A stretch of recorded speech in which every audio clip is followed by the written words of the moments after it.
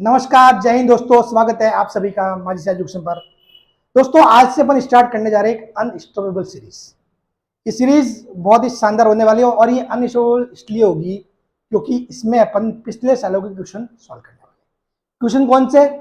Mathematics के। जी हाँ दोस्तों, अधीनस्थ बोर्ड द्वारा जो भी मैथमेटिक्स के क्वेश्चन पूछे गए हैं उनको अपन सॉल्व करेंगे और वो भी एग्जाम बाय एग्जाम अपन लेंगे। आप सभी को पता है कि अधीनस्थ बोर्ड जो मैथमेटिक्स पूछता है वो 10th लेवल की होती है। जो भी कॉम्पिटिशन एग्जाम है उसमें किस लेवल की होती है?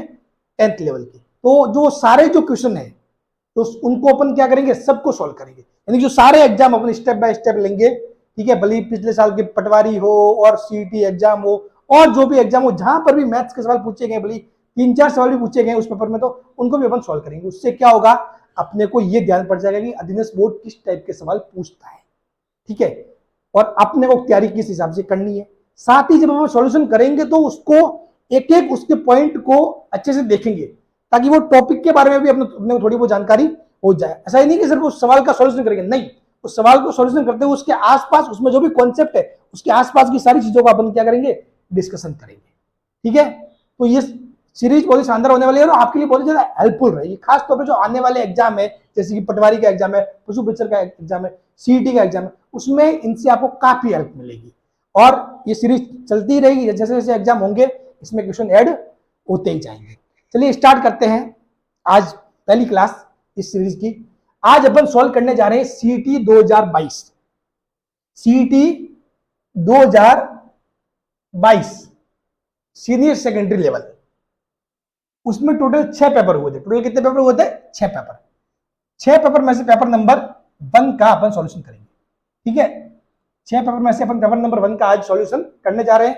टोटल उसमें मैथ्स के 19 सवाल आए थे। ठीक है, तो यहां पर जो 19 सवाल है उनको अपन सॉल्व करेंगे। चलिए स्टार्ट करते हैं। चलिए तो देखते हैं कि सवाल नंबर पहला क्या कहता है। सवाल नंबर पहला कह रहा है कि 2.2 घन डेसीमीटर पीतल, ये क्या है? 2.2 घन डेसीमीटर पीतल को 0.5 सेंटीमीटर व्यास के बेलनाकार तार में खींचा जाता है। तो तार की लंबाई आपको निकालनी है। इसने आपको दिया है कि कोई पीतल है जिसका आयतन कितना है? पीतल का आयतन कितना है? पीतल जिसका आयतन कितना है? आयतन दिया हुआ है 2.2 घन डेसीमीटर। घन डेसीमीटर। अब इन्होंने सिर्फ पीतल का आयतन दिया है। पीतल क्या था, मतलब गोलाकार था या मतलब किस टाइप का था, उससे अपने कोई मतलब नहीं है। आयतन दे दिया, बात खत्म। ठीक है, आयतन ही अपने को चाहिए था। ठीक है ना, क्योंकि देखो एक चीज हमेशा रहती है, किसी भी चीज को आप तोड़ फोड़ करते हो ना, किसी गोले को किसी और में बदल दिया, किसी बेलन को गोले में, शंकु में, इन चीजों में हमेशा क्षेत्रफल बदलेगा जरूर, लेकिन आयतन उतना का उतना रहेगा। आयतन क्या रहेगा? उतना का उतना रहेगा। समझ गए? आयतन नहीं बदलेगा।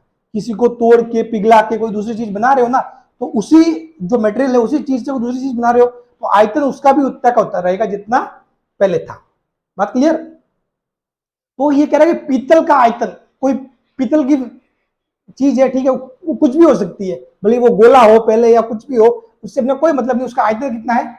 2.2 घन डेसीमीटर।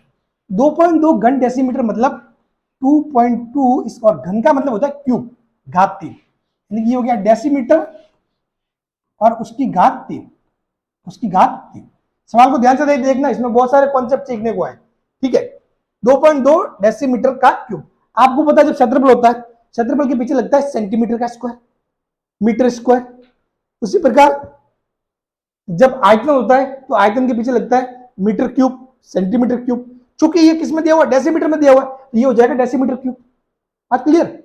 अब इन्होंने क्या किया, ये जो आयतन था इसको बदला है आपके इसमें, बेलन में। किसमें बदला है? बेलन में। ये हो गया आपके बेलन। ये बेलनाकार तार बनाया, इन लोगों ने क्या बनाया? बेलनाकार तार बनाया। ठीक है ना, तो ये जो बेलनाकार तार बनाया है, इसमें आप देखोगे तो उसका जो व्यास है, व्यास कितना है? 0.5 सेंटीमीटर। इन्होंने आपको ये व्यास दे दिया, ये वाला व्यास, ये वाला व्यास कितना दे दिया? ये 0.5 सेंटीमीटर। 0.5 सेंटीमीटर। ठीक है, तो आपको तार की लंबाई निकालनी है। आपको निकालना ये वाला h, ये वाला निकालना h, ये लंबाई।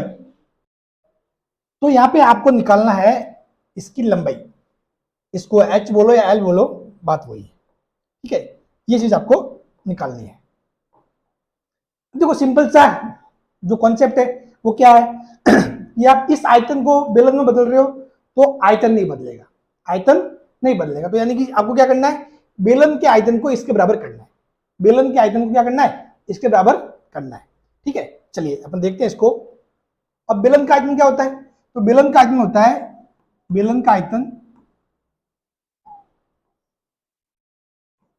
आयतन, अपन सवाल को पूरा अच्छे ढंग से कर रहे हैं, सब कुछ के जो बेसिक कॉन्सेप्ट है, सारी चीजें जो इसमें उन सबको समझ रहे हैं, ठीक है ना।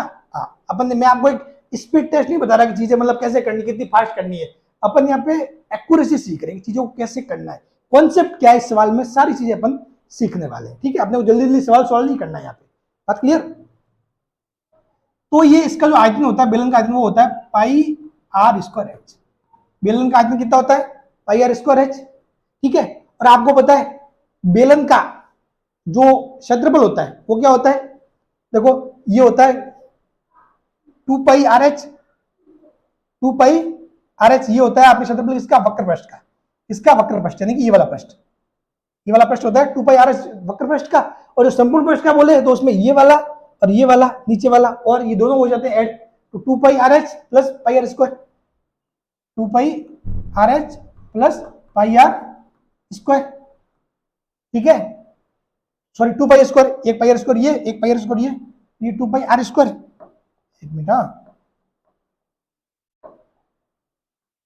2 पाई आर स्क्वायर, जब आप यहां से 2 पाई आर बाहर लेते हो तो एच प्लस आर आता है, ये बेलन के संपूर्ण पृष्ठ का क्षेत्रफल, ठीक है। तो बात समझ में आ गई, जो वक्र पृष्ठ का क्षेत्रफल होता है वो होता है 2 pi r h, 2 pi r h, और संपूर्ण पृष्ठ का है तो 2 pi r h plus pi r square ये और पाई आर स्क्वायर ये बात होगी।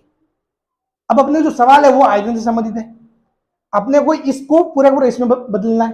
तो यहां से आपको आर दिया हुआ है, व्यास दिया हुआ है, व्यास को आप रेडियस में बदल सकते हो त्रिज्या में, और एच आपको निकालना है। चलिए इसको सॉल्व करते हैं। तो ये देखो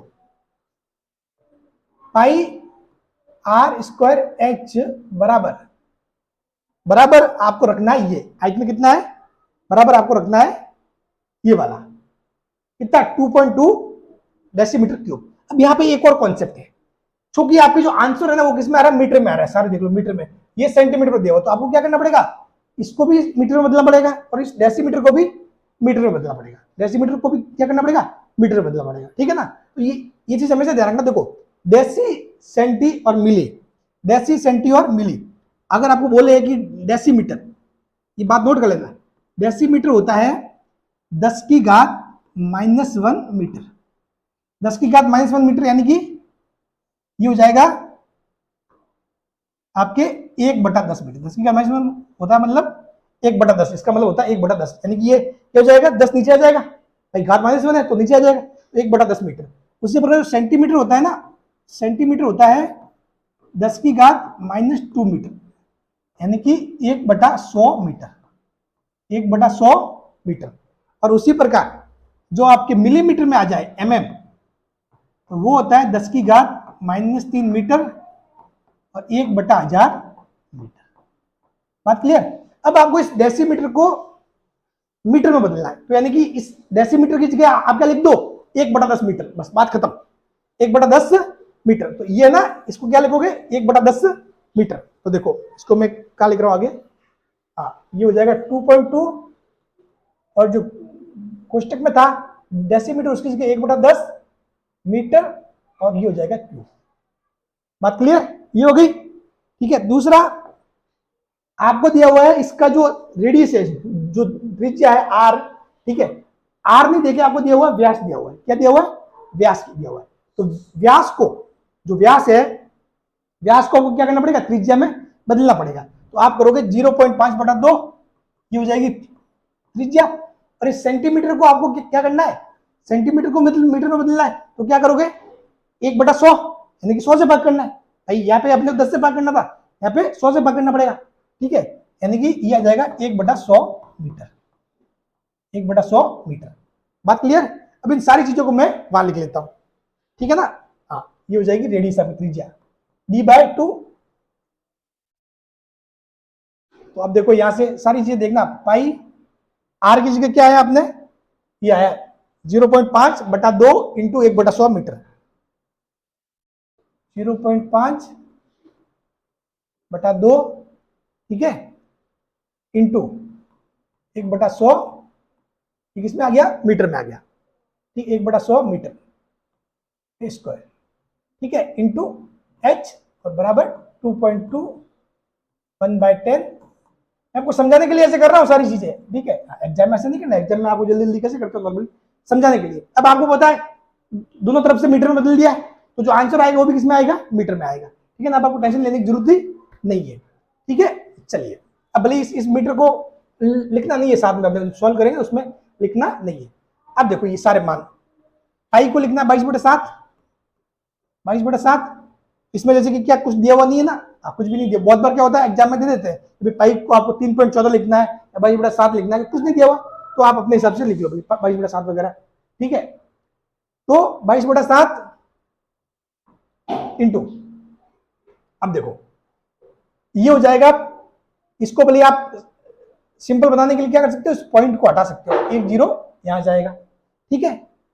और ये जो 5/2 हो जाएगा, तो इसको करोगे तो ये हो जाएगा 25/4 इंटू, ये हो जाएगी कितना, 10⁻3, तो 10⁻3 दो बार आ जाएगा, 10⁻3 इंटू 10⁻3, ठीक है, इंटू गुणा में क्या एच, और 2.2 इंटू, जब आप इसका क्यूब करोगे तो 10⁻3, ठीक है, ये आ जाएगा 10⁻3 में। बात क्लियर। अब देखो यहां से क्या क्या चीजें कैंसिल हो रही है, 10⁻3 से 10⁻3 कैंसिल, ठीक है, ये हो गया कैंसिल। अब और क्या चीज हो रही है कैंसिल, और यदि यहां पे इसको देखे तो ये एक चीज और कैंसिल हो रही है, इस पॉइंट को हटा दो, ठीक है, ये हो जाएगा 10 नीचे आ जाएगा, 10 आ जाएगा, ठीक है, 22 से 22 काट दो, 22 से 22 निकल गया, ठीक है। अब देखो यहां पर ये कितना 1000 है, तो 1000 में से ये 10 और कट जाएगा नीचे से, हमेशा नीचे नीचे वाले कटते हैं साथ में, ठीक है, और ऊपर ऊपर वाले साथ में कटते हैं, ठीक है ना। तो ये रह जाएगा 100, ये कितना रह जाएगा 100, और 25 से 100 को काटोगे कितनी बार जाएगा, 4 बार, कितनी बार जाएगा, 4 बार, ठीक है, बात क्लियर। तो ये हो जाएगा, तो h बराबर ये कितना रह जाएगा नीचे 7, 4 और 4, 4 इंटू 4 16, और 16 इंटू 7, तो कितना हो जाएगा 7 संग 42, 4 और 7 और 4 11, यानी कि 112, 112 क्या आ जाएगा मीटर में। तो आंसर किसमें आया, ये आया 112 मीटर, ये सवाल था, समझ गए।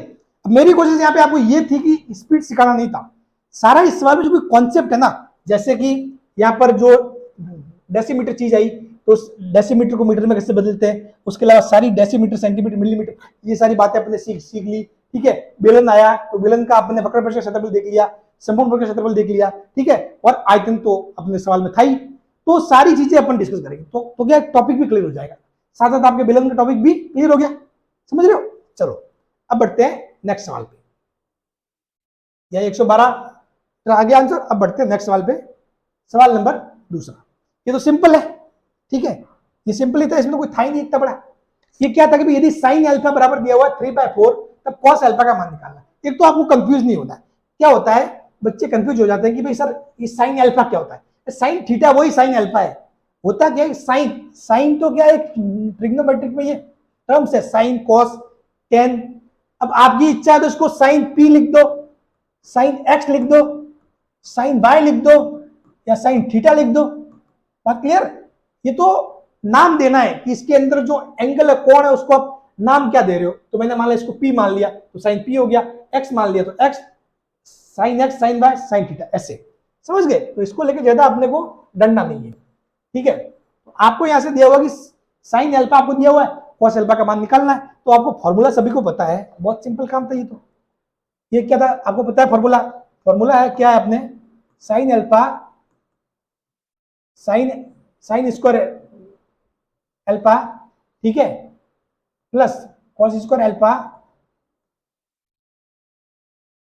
ठीक है, sine square alpha plus cos square alpha बराबर क्या होता है, ये 1 होता है, ये 1 होता है ना, ठीक है, ये चीज होती है, बात क्लियर। ये हमेशा इसको कभी वैसा मत लिख लेना कि कॉस अल्फा का स्क्वायर, ये cos स्क्वायर अल्फा है, ठीक है, cos स्क्वायर अल्फा, यानी कि ये इसका मतलब क्या होता है, इसका मतलब होता है cos अल्फा उस पूरे का होल स्क्वायर करके, देखो ये cos अल्फा, इसका मतलब ये होता है, ये चीज समझ गए। कभी आप इसको ऐसे मत लिख देना, ये क्या चीज दूसरी हो जाती है, आप इसको लिखते ना ऐसे cos अल्फा का स्क्वायर, तो ये अल्फा का स्क्वायर हो जाता है, जबकि अंदर कितना अल्फा है, तो इस बात का थोड़ा ध्यान रखना। हाँ, तो ये चीज ये यानी कि इसका मतलब cos स्क्वायर अल्फा मतलब cos अल्फा का स्क्वायर, बात क्लियर। अब आपको निकालना है cos अल्फा निकालना है, तो आप क्या करोगे, ये इस साइड चला जाएगा और ये हो जाएगा cos स्क्वायर अल्फा बराबर 1 माइनस साइन स्क्वायर अल्फा, ठीक है। अब यहाँ पे मान रख दो 1 माइनस साइन अल्फा का मान कितना, 3/4, 3/4 का स्क्वायर, ठीक है। ये हो जाएगा कितना हो जाएगा, देखो 1 माइनस 9/16, 16 माइनस 9 7/16, ये हो जाएगा cos स्क्वायर अल्फा। तो cos अल्फा मतलब क्या करोगे आप, रूट लोगे, ठीक है, तो ये हो जाएगा रूट ऑफ 7/16 यानी कि √7/4, 16 का कितना हो जाएगा √7/4, यानी कि ऑप्शन कौन सा सही हो जाएगा, ऑप्शन डी, ऑप्शन डी हो जाएगा सही, राइट हो जाएगा। बात क्लियर। चलिए बढ़ते हैं आगे, सवाल नंबर नेक्स्ट। ये देखो, ये एक सवाल है कि यदि एक्स क्यूब प्लस के x square minus 2x minus 24 का एक गुणनखंड x माइनस 2 है तो k का मान। ये सवाल शेषफल थ्योरम का है, मैंने अभी पिछली क्लास जो मैं मैथ्स पढ़ा रहा हूं उसमें शेषफल थ्योरम मैंने पढ़ाई थी, ठीक है। यदि एक्स क्यूब प्लस के x square minus 2x minus 24 का गुणनखंड x माइनस 2 है तो k का मान देखो। हमेशा कोई जैसे कि ये होता है कि x माइनस अल्फा कोई भी एक चीज है, कोई भी एक क्या है टुकड़ा है, वो जो बीजीय व्यंजक वो यदि किसी दिए हुए जो आपके बहुपद है px उसका गुणनखंड है ना, तो जब उस अल्फा को यहां रखोगे ना p अल्फा, तब p अल्फा बराबर क्या जाएगा, p अल्फा बराबर 0, तब p अल्फा बराबर क्या जाएगा 0। ये कंडीशन होती है, ये शर्त होती है कि यदि ये इसका गुणनखंड है तो जब इसका मान इसमें रखोगे, ठीक है, तो ये इसको पूरे को 0 कर देगा, यानी कि p अल्फा का मान कितना आएगा 0, बस यही कॉन्सेप्ट लगेगा, यही कॉन्सेप्ट लगेगा, ठीक है ना। और बाकी जब अपन ने जो क्लास पढ़ी थी हमने, तो उसमें पूरा एक लेक्चर बना हुआ है इसका शेषफल थ्योरम का, ठीक है, उसमें सारी चीजें अपन पढ़ते हैं। तो आपको क्या करना है, x माइनस 2 है तो आपको क्या करना है 2 इस पूरे में रखना है, आपको क्या करना है 2 इस पूरे में रखना है। आपको दिया हुआ है px, ये कितना है एक्स क्यूब प्लस के x square minus 2x minus 24, तो आपको क्या करना है ये x बराबर 2, इसको क्या करना है हमेशा ऐसे करता है, ये इसको 0 बराबर कर दो, x माइनस 2 बराबर 0, तो यहां से आ गया x बराबर 2 आ गया ना, ये x बराबर 2 आपको यहां रखना है, ठीक है। तो यानी कि p2 क्या हो जाएगा, p जहां भी x है वहां 2 रखना है ना, p2 तो 2 क्यूब प्लस k 2 का स्क्वायर माइनस 2 इंटू 2 और माइनस 24। अब क्या शर्त क्या कहती है, शर्त ये कि भाई ये मान 0 हो जाएगा, यदि यदि ये इसका गुणनखंड है तो क्या होगा, गुणनखंड है तो p2 बराबर 0, कंडीशन यही कहती है, गुणनखंड है तो p2 बराबर 0, p2 बराबर कितना हो जाएगा 0 हो जाएगा। तो देखो बस इसको 0 बराबर करना है, ये कितना हो जाएगा 8 और 4k और ये माइनस का 28 बराबर 0, यहां से k कितना जाएगा 28 माइनस 8 इस साइड जाएगा तो बटा 4 यानी कि 20/4 यानी कि 5, आंसर क्या जाएगा 5, यानी कि आंसर क्या हो गया करेक्ट, ये सी हो गया करेक्ट, 5 आंसर, ठीक है। चलिए बढ़ते हैं अगले सवाल, रिंकू की बात करते हैं। रिंकू ने क्या किया है, रिंकू ने किया कि भाई 840 में एक वस्तु को लेके 10% के लाभ से सोनू को बेच दिया, ठीक है, और सोनू ने इसे रॉकी को 5% की हानि पर बेचा। तो जो अंतिम विक्रय मूल्य था, इसका जो अंतिम विक्रय मूल्य था वो कितना था, ठीक है, वो कितना होगा उसका बारे में आपको निकालना है। तो सिंपल सी बात है, इसमें ज्यादा घबराना नहीं। देखो बिल्कुल साफ तौर पर दिमाग लगाना है शांति से। कह रहा रिंकू ने 840 रुपए में लिया। रिंकू ने कितने में लिया? 840 में लिया, ठीक है। और उसने उसको 10% लाभ से सोनू को बेच दिया। तो सोनू को ये कितने में मिला? सोनू के पास गया ये 10% लाभ, यानी कि 840 और प्लस इसका 10% कितना हुआ? 84। साफ साफ दिख रहा है भाई, 840 का 10% कितना होगा? 84, ठीक है। तो ये 84 रुपए इसको एक्स्ट्रा और मिल गए, ठीक है ना। तो ये कितना हुआ? ये देखो 0, 4 और 4, सॉरी एक मिनट, ये 4 जब इसमें जोड़ोगे ना तो ये 4 और 8 और 4 12, 12 का 2 हासिल 1, 924। यानी कि सोनू के पास ये चीज आई कितने में? 924 में आई। कितने में आ गई? 924 में। अब इसने सोनू ने क्या किया? इसको रॉकी को बेच दिया 5% आने पर। तो टेबल का अंतिम विक्रय मूल्य यानी कि लास्ट में जब कितने में बिकी, तो आपको क्या करना है? इसमें से 5% इसमें से घटा देना है। इसमें से क्या करना है? इसका 5% घटा देना है, समझ गए। तो या तो आप इसका 924 का 95% निकाल दो, 5% घटाना यानी कि 924 का 95%, या फिर मैं आपको मस्त शॉर्ट तरीका बताता हूं। देखो 924 का 10% कितना होगा? तो 10% होगा 92.4। कितना होगा? 92.4 होगा। ये होगा 924 10%। आपको निकालना 5%, तो इसका कर दो आधा। 10% होगा 92.4 और 5% इसका आधा यानी कि 46.2। ये हो गया 5%। अब इस 46.2 को आपको घटाना है 924 में से। 46.2 आप क्या कर दो? घटा दो। तो देखो 924 में से क्या गए? 46 घटाओ। पहले आप घटाओ 924 में 46। तो देखो सिंपल सा माइंड को रखना है, मतलब ऐसे 46 क्या होता है? 46 आपको पता है, देखोगे तो 24 और 22, 24 और 22 मिलकर क्या बनाते हैं? 46 बनाते हैं। 24 प्लस 22 4 और 6, तो 24 घटा दो तो 24 गया। फिर उसमें से 900 में से 22 जाएगा तो क्या आ जाएगा? ये 878। क्या जाएगा? 878। लेकिन चूंकि आपको बाद में 0.2 और घटाना है तो ये हो जाएगा 877.80। 877.80 ये हो जाएगा। बस बात खत्म है, ठीक है। 878 और 0.2 और घटाना है तो 877.80 ये हो जाएगा। ऐसे हो जाएगा सवाल, ठीक है ना। और वैसे भी सवाल तो यहां से ही हो गया था, जब आप ऑप्शन देखते ना तो सवाल तो यहां से हो गया था, आपको इतना घटाने का काम ही नहीं था। अब वो 924 का जो 95% था तो यहां से आपको दिख ही रहा था कि भाई 798 तो आएगा नहीं, ये खुद आएगा नहीं, ये भी वैल्यू कम जा रही है, वैल्यू यही आ रही थी आसपास में, तो वैसे भी टिक कर सकते थे आप, ठीक है ना। चलिए ये निकाल दिया अपन ने, ये हो गया अपने लास्ट में जो बिका हुआ। बात क्लियर? चलो बढ़ते हैं आगे। ये जो चीज है ना, ये जो मतलब 924 और इसने 5% हानि के साथ किसको बेचा था?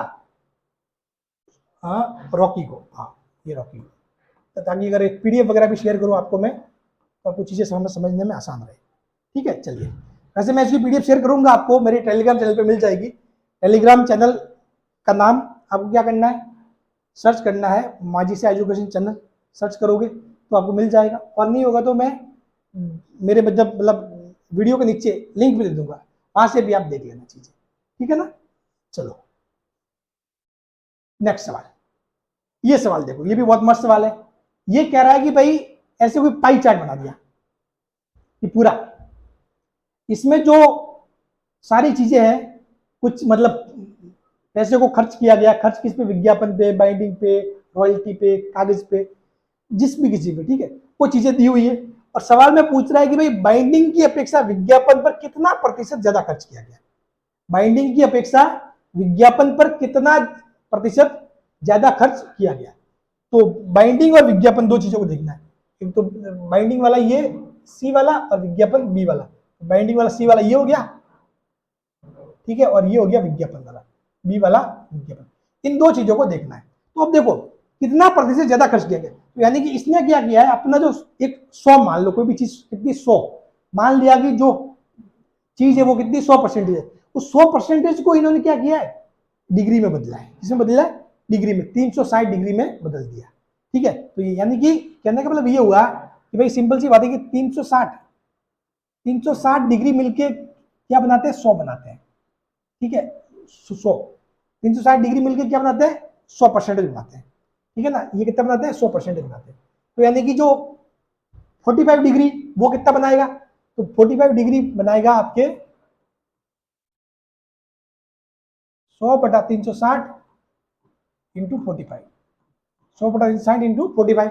और आपके जो ये 54 डिग्री वो कितना बनाएगा, तो 54 डिग्री बना देगा आपके 100/360 इंटू 54।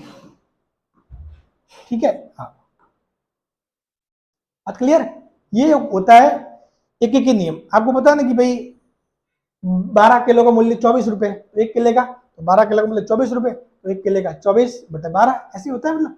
ठीक है, हाँ ये जो एक एक नियम होता है उससे मतलब ये चीजें होती है। जैसे कि मतलब फॉर एग्जाम्पल बोल दे ऐसे ही करते हैं ना, जिसको नहीं पता उसके लिए बता देता हूँ। 12 केले उसका मूल्य 24 रुपए, 1 केले का मूल्य तो इसको भाग में ले जाओ 24/12, 5 किलो का मूल्य तो 24/12 इंटू 5, ऐसी चीजें होती है। ठीक है, ये अब नियम अपन बहुत पहले सीखते हैं जब अपन चौथी पांचवी छठी में ये चीजें करते हैं ना। ठीक है, हाँ तो अब ये पूछ के आ रहा है कि बाइंडिंग की अपेक्षा विज्ञापन पर कितना प्रतिशत ज्यादा खर्च किया गया, बाइंडिंग की अपेक्षा विज्ञापन पर कितना प्रतिशत ज्यादा खर्च किया गया। तो ये विज्ञापन पर खर्च ज्यादा किया गया, विज्ञापन पर खर्च कितना किया गया, ये किया गया। विज्ञापन वाले में से क्या कर दो, बाइंडिंग वाले को माइनस कर दो, विज्ञापन वाले में से बाइंडिंग वाले को माइनस कर दो, तो 100/360 और माइनस करोगे तो 54 माइनस 45, 54 - 45, तो ये आ जाएगा 9, ये हो जाएगा 100/360 इंटू 9, 10 से 10 936 और 10/4 यानी कि 5/2 यानी कि 2.5 कितना जाएगा, ऑप्शन ए। ऑप्शन ए हो जाएगा करेक्ट, ऑप्शन ए क्या हो जाएगा आपके, करेक्ट हो जाएगा। ठीक है, इसमें वैसे कोई ज्यादा बड़ी मैथ्स थी नहीं, ये नॉर्मल चीज थी। ठीक है, बस इतना ध्यान रखना है कि मतलब आप डायरेक्ट मत नहीं कर दो ऐसे कि मतलब 54 में से 45 को घटा दिया और ऑप्शन बी ले आओ, नहीं ऑप्शन बी भी तैयार है। ठीक है, गलती करवाने के लिए, ठीक है ना, हाँ तो ऐसे नहीं करना है क्योंकि ये डिग्री के फॉर्म में दिया हुआ है। तो और अपने को जो है वो कितना परसेंटेज की फॉर्म में निकालना है। तो अपन ने क्या माना कि माना वो पूरा कितना 100%, और उसी 100% को उसने बांटा है पूरा 360 डिग्री में, 360 डिग्री में बांटा है। तो अपन क्या करें, 360 डिग्री 100% बनाता है, 360 डिग्री 100% बनाता है। दिमाग को खोल के रखना, थोड़ा दिमाग को थोड़ा खोलना है। ठीक है, खोल के रखना है। तो उसी पर जो 45 डिग्री है वो कितना परसेंटेज बनाएगा, 54 डिग्री कितना परसेंटेज बनाएगा, और ये वाला इससे कितना प्रतिशत ज्यादा है, तो इसमें से घटा दो, तो घटाओगे तो ये चीज आ जाएगी, कितना है 2.5। बात क्लियर, चलिए नेक्स्ट। ये सवाल बहुत मस्त है लॉग वाला। यदि log 2x + 1 = 2 है तब x का मान है। तो देखो एक सिंपल सा फॉर्मूला होता है कि log a बेस में a, आधार में a और x = y होता है ना। तो क्या होता है, log का फॉर्मूला ये कहता है कि जब ये log का निशान हटता है ना, ठीक है, तो y तो आ जाता है यहाँ a की घात में और x चला जाता है सामने। तो ये कंडीशन मिल जाती है ऐसे, x = a की घात y। बस ये है फॉर्मूला है, ये फॉर्मूला है।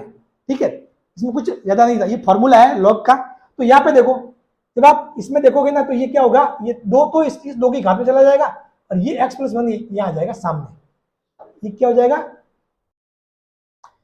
तो देखो ये क्या हो जाएगा, ये 2 इस साइड आएगा और x + 1 चला जाएगा उस साइड, और ये लॉग का निशान क्या हो जाएगा, हट जाएगा। लॉग का निशान क्या हो जाएगा, हट जाएगा। तो ये देखो ये हो जाएगा x + 1 बराबर 2 की घात 2, ये बन जाएगा, ऐसे बन जाएगा। सिंपल सी बात है, ये फॉर्मूला है। ठीक है, ये फॉर्मूला आपको यहाँ पे अप्लाई करना था, बस फिर बात खत्म थी। ठीक है ना, चलिए तो अब क्या हो जाएगा, सवाल तो सिंपल हो गया। x + 1 = 4, x = 4 - 1 = 3, x बराबर कितना जाएगा 3, तो सी ऑप्शन हो जाएगा आपके करेक्ट। चलिए अगला सवाल। एक गोले का व्यास 0.7 सेंटीमीटर है, एक पानी की टंकी से 3000 गोले पूर्ण रूप से भरकर पानी बाहर निकाला जाता है, तो बाहर निकालने वाले पानी का आयतन। तो पहले तो देखो जो गोला है, तो गोला दिया हुआ, तो गोले का आयतन कितना होता है, गोले के आयतन का फॉर्मूला होता है गोले का आयतन, गोले का आयतन, तो गोला का आयतन होता है, उसका फॉर्मूला क्या होता है 4/3 πr3। अब ये कह रहा है कि एक पानी की टंकी से 3000 गोले, एक गोला नहीं 3000 गोले पानी भर के बाहर निकाला जाता है। तो निकाले गए पानी का आयतन आपको निकालना है। तो साफ बात है, पानी का आयतन क्या हो जाएगा, पानी का आयतन, निकाले गए पानी का आयतन क्या हो जाएगा, 3000 इंटू एक गोले का आयतन, 3000 इंटू एक गोले का आयतन, तो 3000 इंटू एक गोला 4/3।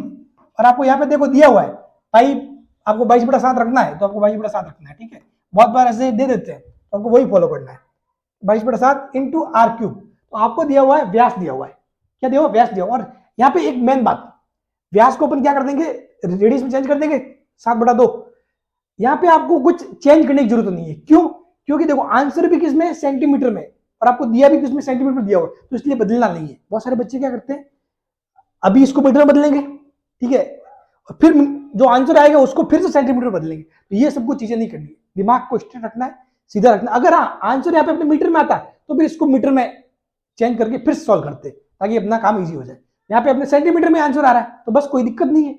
ये व्यास दिया हुआ है 0.7, इसको क्या करना है आपको, रेडियस में चेंज कर दो, त्रिज्या, तो 0.7/2, 0.7/2, यानी 0.7/2, ठीक है। और ये कितना R क्यूब, तो यानी कि ये हो जाएगा 3 बार, 0.7/2 कितनी बार आ जाएगा, 3 बार आ जाएगा, 0.7/2, ठीक है, 3 बार आ जाएगा, बात खत्म। अब देखो इस सवाल को सॉल्व करते हैं। यहां से देखो ये पॉइंट हटेगा, ये वाला, ये वाला, ये वाला, तो नीचे 3 0 आएंगे, और ये 1000 से 1000 ये कैंसिल हो जाएगा, ठीक है, 3 से 3 कैंसिल हो जाएगा, ये हो गई बात आपस में कैंसिल, ठीक है। अब देखो 4 से 4 हो जाएगा कैंसिल आपस में, ठीक है। और क्या चीज रही, 1 7 से 1 7 हो जाएगा कैंसिल, ठीक है। और ये 2 से ये 11 हो जाएगा, बात क्लियर। कुल मिला कितना है, अभी रह गया पीछे अपने 11 इंटू, ये तो 11 रहा, और 7 इंटू 7 49। अब 11 का किसी भी संख्या से गुणा करना बहुत सिंपल है, बहुत सिंपल बात है, आपको कुछ नहीं करना है, आपको यहाँ बीच वाली संख्या ढूंढनी होती है, बस बीच वाली संख्या। पहले तो 4 लिख दो, 9 लिख दो, ठीक है, और फिर आपको वो क्या करना है, इन दोनों को जोड़ना है, 9 और 4 को जोड़ दो, कितना 13, 13 का 3, और असल 1 यहां चला जाता है, ये हो जाएगा 539, तो हो जाएगा 539, यानी कि 539 घन सेंटीमीटर। ये ट्रिक होती है 11 से गुणा करने की, ठीक है। 11 से गुणा करना, आपको गुणा करने बैठना नहीं है, बिल्कुल सिंपल सा दिमाग लगाना। जैसे कि मतलब मैं आपको बोल दूं कि भाई 25 को 11 से गुणा करना है, 25 को 11 से गुणा करना है, तो क्या करना है, बस सिंपल सी बात है, यहाँ बीच में एक संख्या आएगी, वो क्या आएगी, 2 5, और बीच में इन दोनों का योग 5 2 7, 275, बात खत्म, ठीक है ना। ऐसे होता है चीजें, तो थोड़ा बहुत शॉर्ट ट्रिक भी पता होनी चाहिए जिससे आपका काम आसान हो जाए, ठीक है। हाँ, ऐसी नहीं, शॉर्ट ट्रिक भी ऐसी बतानी होनी चाहिए जिसमें मतलब आप खुद कंफ्यूज हो जाओ। अगर माइंड में सेट है तो ठीक है, नहीं तो अपने गुणा कर दो, बात खत्म। क्योंकि जो अपना अधिदेश बोर्ड वगैरह है वो कभी भी स्पीड नहीं मांगते। अपने जो यहाँ एसएससी सीजीएल का एग्जाम नहीं है जहाँ पे स्पीड मैटर करती है, यहाँ स्पीड इतनी ज्यादा मैटर नहीं करती, ठीक है ना। एक नॉर्मल स्पीड होनी चाहिए, बाकी एक्यूरेसी यहाँ सबसे ज्यादा इंपॉर्टेंट है, बात क्लियर। अगर आपको शॉर्ट ट्रिक नहीं पता तो 49 इंटू 49 जो नॉर्मल गुणा करते हैं वो 9 4 13 539। बाकी लॉजिक क्या है, लॉजिक अपन जो गुणा करते हैं यही लॉजिक है।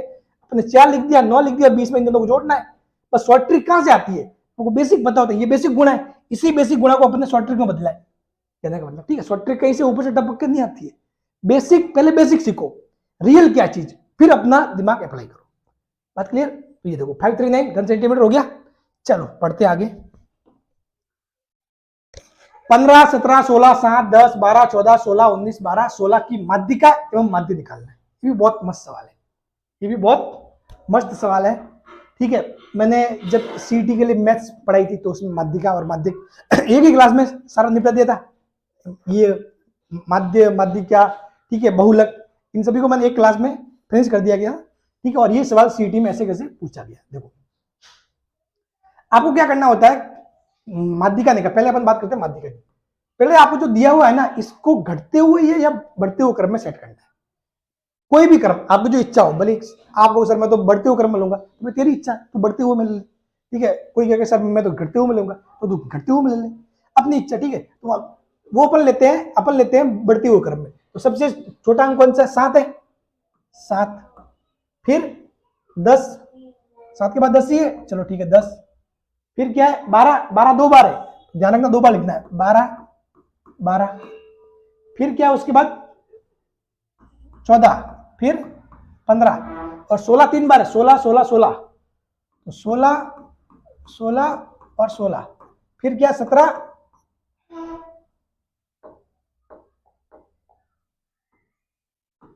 17 और 19। अब देखो ये टोटल ये कितने पद है, पद देखोगे ना, पदों की संख्या 1 2 3 4 5 6 7 8 9 10 11, टोटल 11 पद है, टोटल 11 पद है। तो 11 पदों में बीच वाला कौन सा होगा, पद नंबर 6, ठीक है। तो माध्यिका वही होता है, माध्यिका वही होता है, ठीक है ना।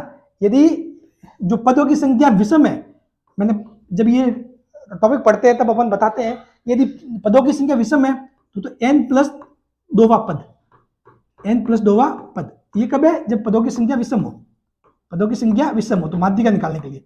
और जब यदि पदों की संख्या सम हो, ठीक है, यदि पदों की संख्या सम हो तो अपन वो क्या करते हैं, बीच वाले जो पद है, बीच वाले जो पद, ठीक है, वो उनको लेते हैं, ठीक है, और फिर उनका निकालते हैं एवरेज, उनका क्या निकालते हैं, एवरेज, समझ गए। हाँ, जो बीच वाले पद है वो अपने को लेने हैं, मतलब बीच वाले पद कौन से, n/2, और जैसे कि मतलब फॉर एग्जाम्पल मान लो ये पद नहीं होता, ठीक है, तो पीछे कितने रहते 10, तो 10 में बीच वाले कौन से आ गए, 4 यहाँ के छोड़ दो, 4 यहाँ के छोड़ दो, बीच वाले कौन से आते, ये आते। तो इन दोनों का योग, जैसे कि अभी इसको मैं एक बार, इसको भूल जाओ, 1 2 3 4 और वहां से 1 2 3 4, बीच में कौन से, ये 2 है, तो इनका योग करके 2 से भाग कर दो, इनका औसत वो होता माध्यिका, समझ गए। यानी कि n/2, 10 है तो 10/2 यानी कि 5, 1 2 3 4 5 और +1, यानी कि कहने का मतलब ये होता है कि जो आपका n/2वां पद, n/2 और n/2+1 वा पद, ठीक है, इस पद को लेके इसका निकालते हैं औसत, इन दोनों पदों का औसत, ठीक है। तो n/2 पर जो पद है वो ले लो, एक तो 14 और n/2+1 पे एक पद है 15, उनको लेके उसका औसत यानी कि दोनों को जोड़ के 2 से भाग कर दो, वो आपका आएगा, क्या आएगा, माध्यिका आएगा। ये कब है, जब पद सम हो, अपने यहाँ पे सम है नहीं, सम वाली बात नहीं है अपने यहाँ, तो क्या विषम वाली बात है। तो सिंपल सी बात है, n+1वां पद n क्या है, n क्या है, 11, 11+1 2, सॉरी 11+1 12, 12/2 6, ठीक है, यानी कि पद नंबर 6 निकालना था अपने को, 1 2 3 4 5 6, ये आ गया, ये आपके हो गया माध्यिका, 1 2 3 4 5 6, पद नंबर 6, यानी कि जो 11 है तो 11 में बीच वाला कौन सा होगा, 6 नंबर होगा, तो देखो ये होगा माध्यिका। अब इन दोनों में से कोई भी एक ऑप्शन है। अब आपको एक चीज और निकालना, माध्य, माध्य तो सिंपल सी बात है, राशियों का योग बटे राशियों की संख्या, राशियों का योग बटे राशियों की संख्या, क्या करना है, माध्य निकालना है ना, माध्य तो सिंपल सा काम है, माध्य क्या है, राशियों का योग, सभी का योग, सभी का योग, राशियों का योग बटे राशियों की संख्या, राशियों की संख्या कितनी, 11, देख लो इन सभी का योग करके देख लो क्या होता है, देख लो इन सभी का योग अगर आप देखोगे तो कितना, देख लो, चलो इन सभी में, चलो एक शॉर्ट ट्रिक टाइप बताता हूं, मतलब चीज, ठीक है, कैसे सॉल्व करना है। ये पद 11 है, देखो इन 11 में सभी में देखोगे ना 10 तो है ही, कोई 10 से 9 ज्यादा है, कोई 10 से 7 ज्यादा है, कोई 10 से 6 ज्यादा है, कोई 10 से 6 6 5 4 2 2, तो मैं क्या करूंगा, इन सभी को 10 तो छोड़ दो, पीछे जो रहेगा उसको लूंगा, कैसे, इसमें पीछे कितना रहेगा, -3, ठीक है, इसमें 0, इसमें 2, इसमें 2, इसमें 4, इसमें 5, ये एक शॉर्ट तरीका है, बाकी तो आपको जो नॉर्मल तरीका पता है उससे कर सकते हो, बाकी मैं एक तरीका बता रहा हूँ, फास्ट जो अपन जोड़ना है, जो कैलकुलेशन है कैसे की जा सकती है, इसमें 6, इसमें 6 और इसमें 6, ठीक है, और इसमें 7 और इसमें ये 9, सिंपल सी बात है। तो देख लो 9 और 7 16, 9 और 7 कितने को, 16, 16 और ये 12, 30, 30 और 6 36, फिर 36 और 9 ये हो गए 45, और 45 और 4 49 हो गए, 49 माइनस 3, 49 माइनस 3, तो ये कितने हो गए 40, 1 मिनट, कुछ क्या मिस्टेक कर रहे हैं अपन, सब कुछ हो गया 10 से, देखो ये -3 2 2 2 2 16 और सॉरी यहाँ कर दी ना गड़बड़, 9 और 7 16, 16 और ये 6 6 12, ये हो गया 28, 28 और 6 34, 34 और 9 ये हो गया 43, 34 और 9 43, 43 और 4 ये हो गया 47, और 47 में से 3 को निकाल दो, 47 में से 3 को निकाल दो, तो ये हो जाएगा 44। कितना हो जाएगा 44। और 44/11 यानी कि 4 बार, तो यानी 10 में 4 और जोड़ दो, ये ऑप्शन आ जाएगा 14। ठीक है, ये एक तरीका, मतलब फास्ट तरीका हो सकता है शॉर्ट में, ताकि आपको इन सभी को जोड़ के सॉल्व करने का काम नहीं पड़े। ठीक है ना। बाकी आप जैसे भी आपको ट्रिक पता हो सकता है मुझसे भी शॉर्ट ट्रिक आपको बताओ इनको जोड़ने की। ठीक है, बहुत सारी ट्रिक्स होती है, ठीक है, जोड़ने की भी, तो वो आप उनको यूज कर सकते हो। बात क्लियर। ये हो गया माध्य। बाकी बेसिक कॉन्सेप्ट मैंने बता दिया, माध्य का कैसे निकालते हैं। ठीक है, और माध्य वो तो सिंपल सी बात है, सभी का योग करके 11 से भाग देना है। ठीक है ना। चलो नेक्स्ट, लास्ट सवाल। ये लास्ट नहीं, अभी तो और सवाल है। ये निकालना है आपको वर्गमूल, रूट 16,129 का 16,129 का मान निकालना है, यानी कि इसका वर्गमूल निकालना है। ये आपको वैदिक गणित में ये चीजें बहुत सिंपल है, ऐसे आपको लगेगा कि इसको कैसे निकाले। बाकी आपके ये सीईटी का है सवाल, तो पेपर सीईटी का सॉल्व कर रहे हैं, तो सीईटी में आपकी वैदिक गणित थी, वैदिक गणित वहां पे थी, तो इसको वैदिक गणित से सॉल्व करना था। और बहुत सिंपल तरीका है ये, इस विधि से आप किसी भी संख्या का वर्गमूल निकाल सकते हो। ध्यान से देखना, बहुत मस्त है। ठीक है, बहुत मस्त है, बहुत मजा भी आएगा। देख, इसको क्या करना, 3 पार्ट करने। क्या करने, 3 पार्ट। भागफल विधि है ये, 3 पार्ट करने, और ये किसी पे भी अप्लाई कर सकते हो आप, किसी पे भी। ठीक है ना, 3 पार्ट करने ऐसे। ध्यान से देख लेना इसको, बहुत मजा आएगा। ठीक है ना, और बहुत फास्ट होता है शॉर्ट में। ठीक है ना। ये जैसे कि आपको दे दिया यहाँ पे 16,129, तो आपको क्या करना है यहाँ पर, ये इसको 2 के जोड़े बनाने, 2 2 2 के आपको क्या बनाने हैं, जोड़े बनाने। 2 के वो क्या बनाने हैं, जोड़े। ठीक है, 2 के क्या बनाने हैं, जोड़े बनाने। ठीक है ना। चलो, तो अब क्या करोगे इसमें से आपको मतलब यहां से स्टार्ट करना है। आपको कोई भी ऐसी संख्या लो, कोई भी ऐसी संख्या लो, ठीक है, जिसको, कोई भी ऐसी संख्या लो जिसको उसी से गुणा करे तो वो या तो 1 आए या 1 से छोटा है।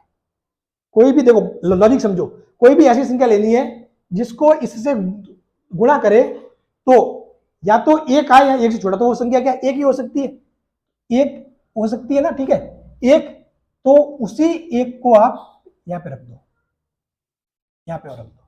ठीक है, तो 1 और 1 का जो गुणा है वो तो आप रख दोगे यहां पे, ये 1 कैसे कैसे आंसर में आ जाएगा यहां पे। ठीक है, और फिर नेक्स्ट स्टेप में क्या करते हैं, इसको तो जोड़ना है, 1 और 1 हो गया 2, 1 और 1 हो गया 2, और ये घटाना है, तो 1 - 1 0 हो गया। बात क्लियर। ऊपर से आप साथ साथ में ले लेना, 61 पूरा का ले लिया आपने, 61 पूरा का पूरा ले लिया। अब आपको क्या करना है यहां पे कि भाई 2 के पास में ऐसी कौन सी संख्या रखूं और फिर उसको उसी से गुणा कर दूं, तो मेरे को या तो 61 आना चाहिए या फिर 61 से कम आना चाहिए, बाहर नहीं जाना चाहिए। तो मैंने देखा कि 2 × 1 तो आ रहा है 21 आ रहा है। चलो ये मामला कम है थोड़ा, अगर मैं लू 2 × 2, 2 रख के फिर उसी से गुणा करना है तो 44 आ रहा है। 44 ठीक है। चलो क्या 3 का मामला बैठ रहा है, 3, ये 9 और 6 69 आ रहा है, यानी इससे ज्यादा जा रहा है, तो हम क्या कर देंगे, 2 ही ले लेंगे। ठीक है, 2 2, और ये गुणा कितना आ जाएगा, 44। बात क्लियर, ये गुणा कितना जाएगा, 44। तो इसको आप जब यहां तो जोड़ के लिखना है, ये वाला क्या करना है आपको यहां पे जोड़ के लिखना है, और यह जो इनका गुणा है ना, गुणे को लिखते हैं यहाँ पे और इनका जोड़ के लिखना है यहाँ पे, तो ये हो जाएगा 24। बात क्लियर। और यहाँ पे ये आ जाएगा 17, कितना जाएगा 17, और ऊपर से अब साथ में आएगा 29, ऊपर से साथ में क्या आएगा 29, और ये अपने जो 2 आया था वो 2 को अपने को यहाँ लिखना है। 2 काम में लिया था ना अपने, पहले अंक 1 काम में लिया, फिर 2 काम में लिया, तो 2 आ गया। ठीक है, अब इस 247 के पास क्या रखूं जिसको फिर उसी से गुणा कर दूं तो मेरे को ये 1729 आ जाए। तो देखो अगर मैं 3 रखता हूं, क्योंकि तो देखो अपने दो बात साफ हो गई है, 12 12, तो यानी कि सी और डी में से कोई भी ऑप्शन देके, ठीक है, भले ऑप्शन ना भी हो तो भी इसको कर सकते हैं। 3 रखोगे तो देखो ये लगभग आ जाएगा 600 के आसपास, 600 प्लस, यानी कि ये तो बहुत ज्यादा आगे है अभी, तो अभी इसको अपन 7 रख सकते हैं। तो देखो जब आप 7 रखोगे ना, तो 7 को ऐसे, तो 247 को 207 से गुणा करोगे तो ये आ जाएगा 1729, और यहाँ पे आपका ये मामला खत्म हो जाएगा बस। ठीक है, ये आपकी चीज यहाँ पे खत्म हो जाएगी, यानी कि ये आपके आ जाएगा आंसर, ये आपके आ जाएगा आंसर। ये भागफल विधि है और बहुत मस्त विधि है, ठीक है, बहुत मस्त विधि है, ठीक है। इससे आप किसी भी चीज का मतलब वर्गमूल निकाल सकते हो। अभी आपको ये थोड़ा सा ऐसे लग रहा होगा कि ये क्या है, ये बहुत सिंपल काम है, बहुत सिंपल काम है, ठीक है। जैसे फॉर एग्जाम्पल मैं आपको एक और बताता हूँ समझाने के लिए। जैसे कि 225 आपको क्वेश्चन दे दिया, ये सब 225 का वर्गमूल निकालो। 225 का क्या करना है आपको, वर्गमूल निकालना है, ठीक है। चलो, तो 225 का यदि वर्गमूल निकालना है तो आप क्या करोगे, पीछे से क्या करोगे, जोड़े बना दोगे, पीछे से क्या कर दोगे, जोड़े बना दोगे, ठीक है। चलो, अब मैं ऐसी कौन सी संख्या लूं, ये पॉइंट नहीं है, ठीक है, एक मिनट, पॉइंट कहां से आ गया थोड़ा सा,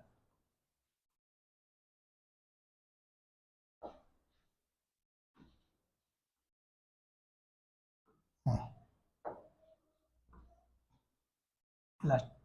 अब आपको ऐसी कोई संख्या लेनी है जिसको उसी से गुणा करने पे या तो 2 आए या 2 से कम, तो एक ही है, ठीक है। वो कितना आएगा गुणा करने पर, एक, और फिर जो इस एक को यहां रख दो वो अपने आंसर में आएगा, और फिर इसको जोड़ के लिखना 1 + 1 2, बात क्लियर। और 2 में से एक गया, कितना रहा, एक, लास्ट ऊपर से पूरा पूरा उतारना, ऐसे 25।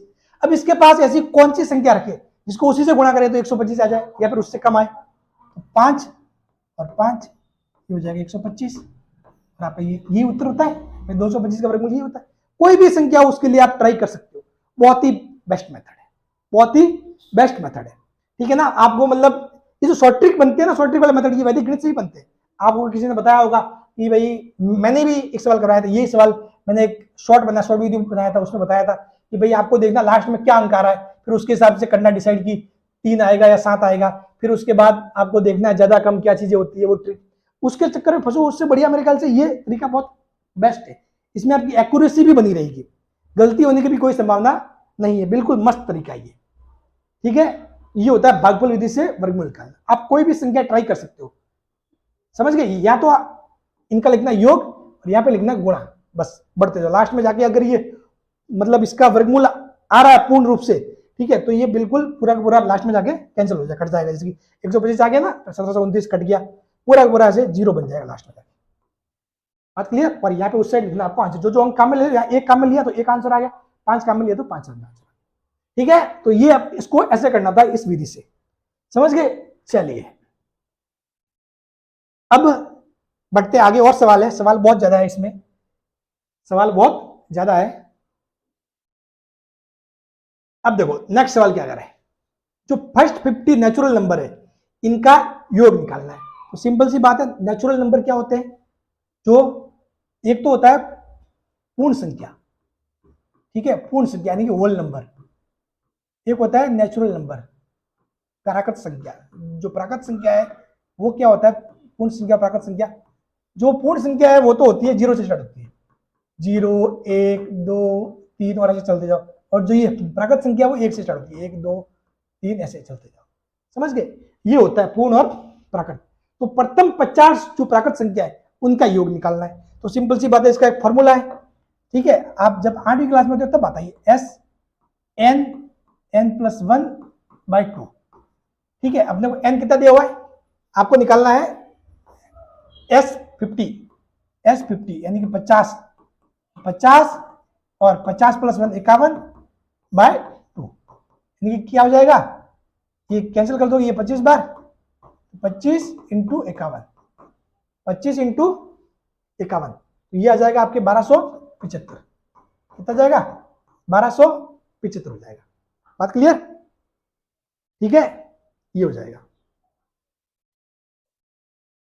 तो आंसर क्या हो जाएगा, सी, आंसर क्या हो जाएगा, सी, ठीक है ना। और मतलब जो गुणा वगैरह है वो आप मतलब नॉर्मली ऐसे कर सकते हो, मतलब जो तरीका है, मतलब आपको यदि शॉर्ट ट्रिक पता है तो ठीक है, नहीं तो नॉर्मल वे में आपने करो, कोई दिक्कत नहीं, इनको नॉर्मल वे में भी आप कर सकते हो, ठीक है ना। हाँ, इसको इनको ऐसे भी सॉल्व किया सकता है, जैसे कि आप इसको, जैसे कि इसका मैं शॉर्ट ट्रिक बताऊं, वो कैसे दिमाग लगाना है कि कोई भी कैलकुलेशन उसको ईजी कैसे किया जाए। तो देखो 25 × 51 है, तो उसको क्या लिखोगे, 25 इंटू जो 51, इसको आप क्या लिख सकते हो, 100/2, 100/2, और ये +1, 100/2 +1, ठीक है। अब देखो यहां से क्या हो जाएगा, ये हो जाएगा 2500/2 और साथ में ये 25, तो ये 2500/2 यानी कि 1250, और 1250 में 25 और जोड़ दो 1275, बात खत्म। ऐसी चीजों को करना है, मतलब सिंप्लीफाई करके, समझ गए, तो भी काम आसान हो जाएगा। और जब आप प्रैक्टिस होगी ना तो आपको इतना लिखने का भी काम नहीं है, यही चीजें माइंड में हो जाती है नॉर्मली। ठीक है, चलिए अभी अपन कॉन्सेप्ट सीख रहे हैं और अपन अच्छे से कॉन्सेप्ट सीखते ही जाएंगे, और ये सीरीज बहुत ही शानदार होने वाली है। आपको यदि अच्छी लगे सीरीज, इसको दोस्तों में शेयर भी करना, ठीक है, वीडियो को भी लाइक देना, सब कुछ आपके जो कमेंट्स है कि आपको कैसा लगा वो भी मेरे को बताना, और इसमें कुछ सुधार भी हो सकता है कि सर इसमें कुछ आप ऐसा करो, आपको सुझाव हो तो भी मेरे को देना, ठीक है, मैं उसको इंप्लीमेंट करने की कोशिश करूंगा। चलो नेक्स्ट सवाल।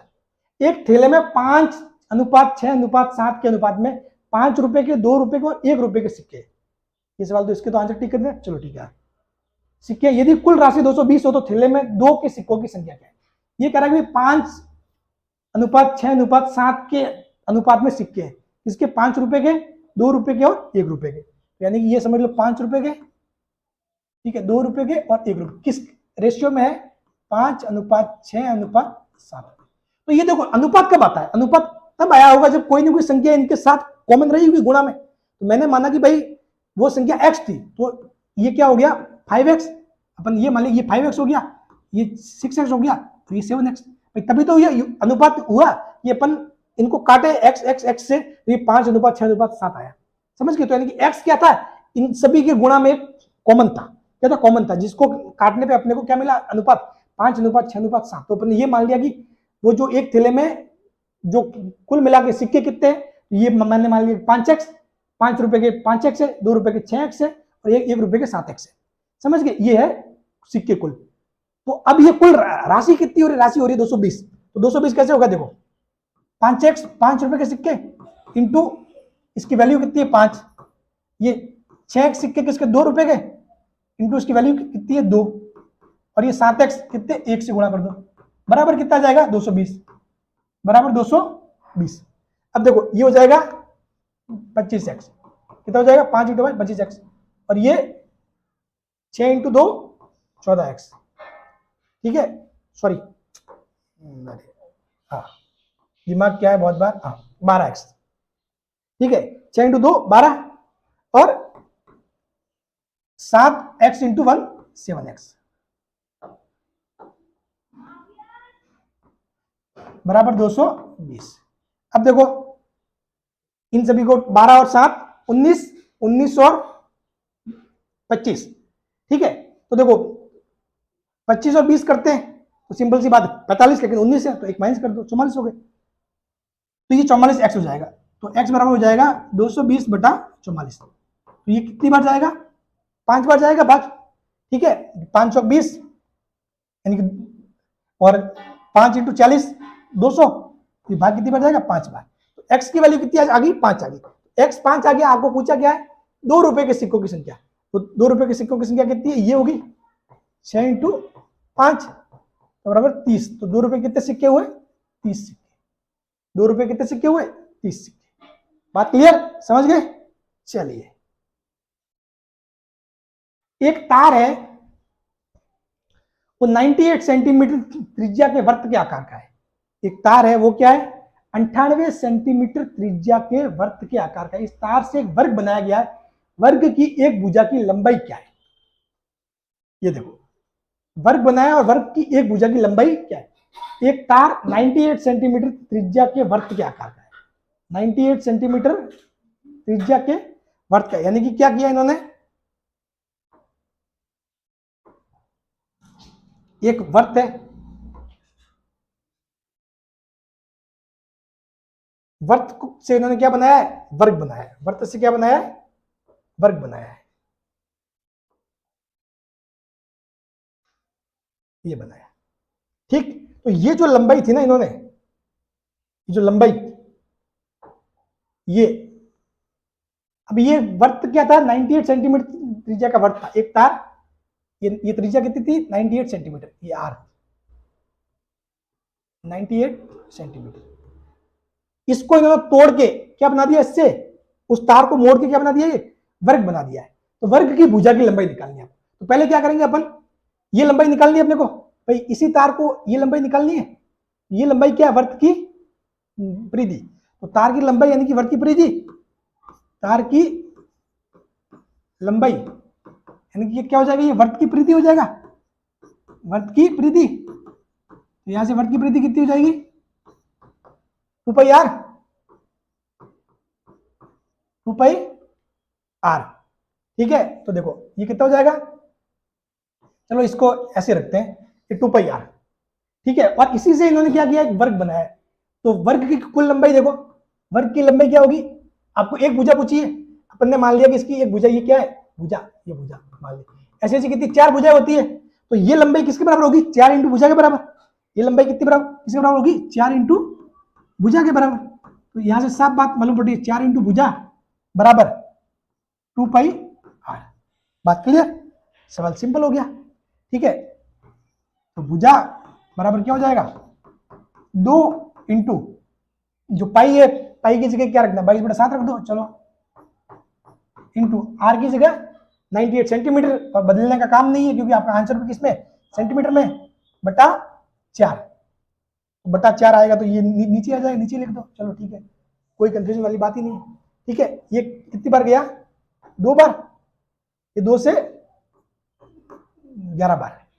ठीक है, और 7 से आप देखोगे, 7 से ये कितनी बार जाएगा, ये जाएगा 10 बार, तो 70, 728, और ठीक है 70 + 28 98, ये जाएगा कितनी बार, 14 बार। कितनी बार, 14 बार। और आपको पता है 11 इंटू 14 का गुणा करना है, तो 11 इंटू 14 का गुणा यानी कि शॉर्ट ट्रिक बताई थी मैंने, 1 लिख दो, 4 लिख दो, और 4 + 1 5, 154। 154 का है सी वाला आंसर, 154 का है ये वाला। ठीक है, ये सी वाला। बात क्लियर, चलिए बढ़ते हैं अपन आगे।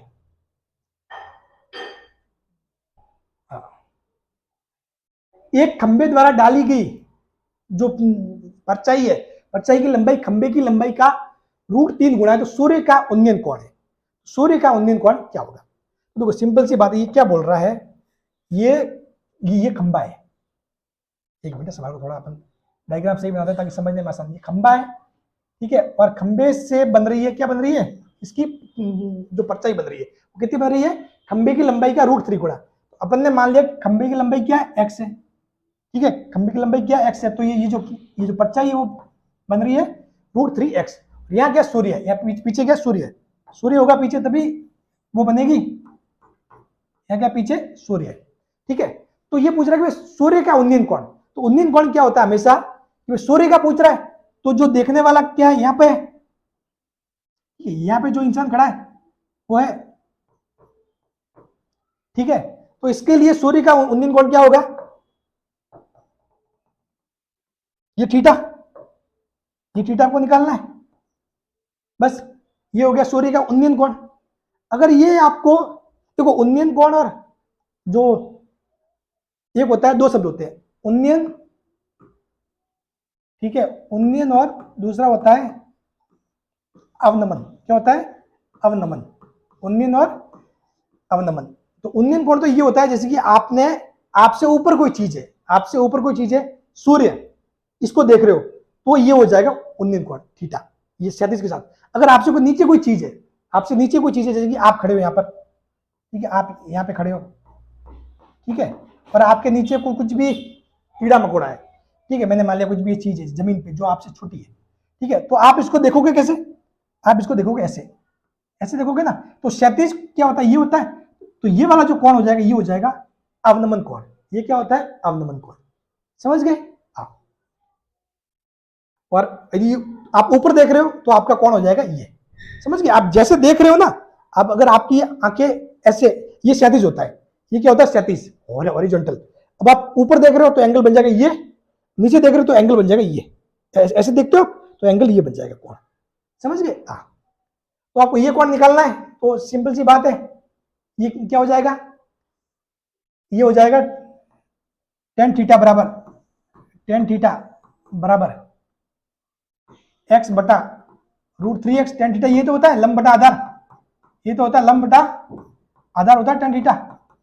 ठीक है, तो यहां से क्या हो जाएगा, tan थीटा देखोगे तो tan थीटा आ रहा है 1/√3, और tan थीटा 1/√3 आता कब है, जब थीटा की वैल्यू क्या हो, जब थीटा की वैल्यू क्या हो तो tan थीटा 1/√3 आता है, तो 30 डिग्री। ठीक है, और आपको पता है भाई सिंपल सी बात है, साइन का मान कितना होता है, साइन के मान वगैरह तो देखो, तो साइन के मान आप देखोगे तो साइन का मान, साइन 30 का मान कितना होता है 1/2। ठीक है, और cos 30 का मान √3/2 साइन बटा कॉस, ये आता है 10। ठीक है, तो ये कितना हो जाएगा 30 डिग्री। ठीक है ना, ये साइन बटा कॉस से आता है साइन 30 अपॉन कॉस 30। ठीक है, ये चीजें होती है, क्या हो जाएगा साइन 30 बटा कॉस 30 1/√3।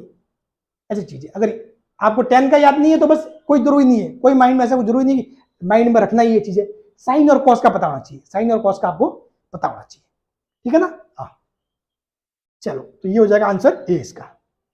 बढ़ते हैं आगे, बिंदु ए 3,7 तथा बिंदु बी -2,1 को मिलाने वाली रेखा, इसका तो आंसर टिक कर दिया अपन ने। चलो इनका ढाल निकालना कि भाई इसका जो ढाल है, ढाल कितना होता है। ढाल कैसे होता है कि भाई 37 के साथ कोई भी कोण, जैसे कि आप जब ज्यामिति पढ़ते हो तो जब सरल रेखा की ये कोई सरल रेखा आ गई, ये क्या आ गई सरल रेखा, तो उसका क्या होता है हमेशा जो 37 होता है ना, इसके साथ एक्स अक्ष के साथ कोण, ये क्या है इसके एक्स अक्ष के साथ समांतर देखोगे ना, इसके ये कोई कोण बनाता है एंगल, ये थीटा, ये होता है ढलान। ये क्या होता है, ये होता है ढलान। देखो आपको बिंदु दिया हुआ ए दिया हुआ 3,7, ये क्या दिया हुआ 3,7, बी दिया हुआ है, बी कोई बिंदु यहां होगा भाई -2,1, एक्स माइनस में और वाई किसमें प्लस में, तो कहां आएगा, यहाँ पे आएगा -2,1। तो आपको क्या करना होता है, ये ढाल निकालना होता है। तो ढाल एक्चुअली में कैसे निकलेगा, ये ऐसे निकलेगा, यानी कि tan थीटा यानी कि लंब बटा आधार, ये लंब बटा आधार, तो आप tan थीटा निकालते हो ऐसे, tan थीटा बराबर लंब बटा आधार। तो लंब कितना हो जाएगा, तो देखो लंब की लंबाई देखोगे तो ये 7 में से 1 घटाओगे, 7 में से 1 घटाओगे, और आधार ये घटाना, देखो दो, तो अब क्या करोगे 3 में से ये वाला x का जो है निर्देशांक कितना 3, इस साइड -2, तो ये लंबाई कितनी हुई 3 - 2, 3 - 2 यानी कि 6/5, 6/5, यानी कि कुल मिला के इसका फॉर्मूला भी है। फॉर्मूला क्या है, यदि आपको दो निर्देशांक x1 और y1 और क्या है x2 और y2 दिए हुए हैं कि भाई इनको मिलाने वाली रेखा का ढाल क्या होगा, तो सिंपल सी बात है, ये ढाल ये होता है। जब मैं ज्यामिति पढ़ाऊंगा तभी चीजें और भी अच्छे से बता दूंगा आपको। ठीक है ना, tan थीटा, अपनी एक मैथ्स की क्लासेस चल रही है, ठीक है, जिसमें मैं मैथ्स बिल्कुल बेसिक से पढ़ा रहा हूँ, कुछ भी डाउट हो तो वहां देख लिया करो, बहुत मजा आएगा आपको। tan थीटा बराबर क्या होता है, ये हमेशा ऐसे होता है, कुछ भी ले लो, y2 - y1 और x2 - x1, ऐसे करना है बस, यानी कि y2 - y1 यानी कि ये 7 - 1 और ये 3 - -2, तो 6/5, 6/5, तो कितना जाएगा, ये आ जाएगा, बी ऑप्शन हो जाएगा करेक्ट।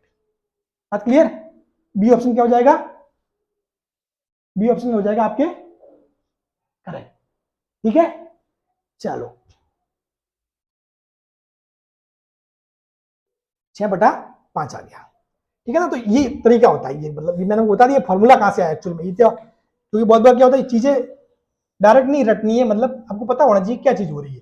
ढाल ये होता है, अपन ये लंबाई निकालते हैं लंब बटा ये आधार, तो यही से ये फॉर्मूला आता है, समझ गए। चलो नेक्स्ट, त्रिभुज एबीसी और त्रिभुज डीईएफ में ये आपको दिया हुआ है भुजा, ये बहुत मस्त सवाल है। ठीक है, इसमें आपको ज्यादा दिमाग नहीं लगाना है, बहुत शॉर्ट ट्रिक वाली बात है ये। ठीक है, क्योंकि ज्यादा दिमाग लगा के जाओगे ना करने, ये सवाल आप सॉल्व ही नहीं कर पाओ, हो सकता है। ठीक है,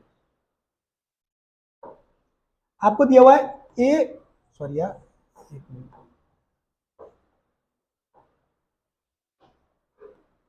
ए बी और सी, डी ई और एफ, इनकी ए बी अनुपात डी, फिर बी सी बटा ई एफ और सी ए और एफ डी, इनका जो है अनुपात वो 3:5 है, 3:5 है, यानी कि जो ये जो भुजा है सारी, इसका क्या आ रहा है 3 आ रहा है, इस वाला जो है त्रिभुज इसका कितना 3 आ रहा है। ठीक है, और ये जो है डी एफ इसका कितना आ रहा है 5 आ रहा है।